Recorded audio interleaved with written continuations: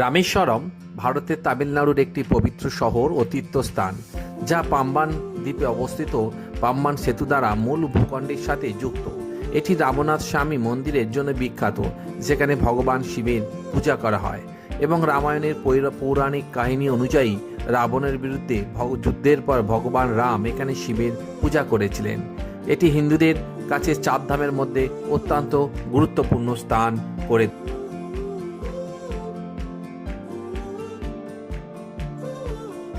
চলে আসি রামনাথ স্বামী মন্দির সম্পর্কে কিছু কথা। রামনাথ স্বামী মন্দির হলো ভারতবর্ষের তামিলনাড়ু রাজ্যের রামেশ্বরম দ্বীপে অবস্থিত হিন্দু দেবতা শিবের উদ্দেশ্যে নিবেদিত একটি হিন্দু মন্দির। এটি 12টি জ্যোতির্লিঙ্গ মন্দিরের মধ্যে একটি।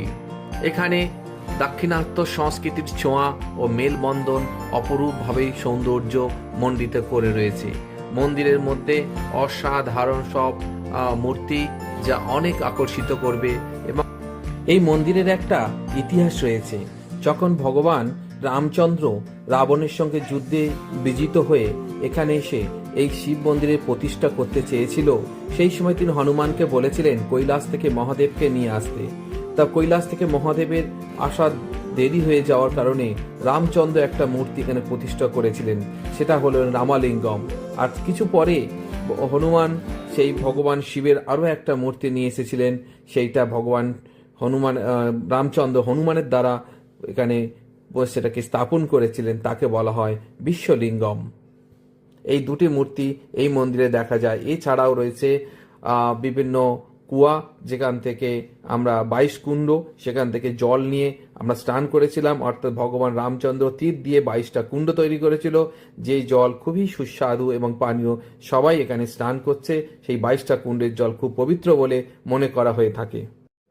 সোমনাথ, মল্লিকার্জুন, মহাকালেশ্বর, ওমকারেশ্বর, কেদারনাথ, ভীমাশঙ্কর, কাশী বিশ্বনাথ, ত্র্যম্বকেশ্বর, বৈদ্যনাথ, নাগেশ্বর, রামেশ্বরম ও কৃষ্ণেশ্বর, এই হলো 12টি জ্যোতির্লিঙ্গ। তার মধ্যে অন্যতম রামেশ্বরম, যেখানে আজ উপস্থিত হয়েছি।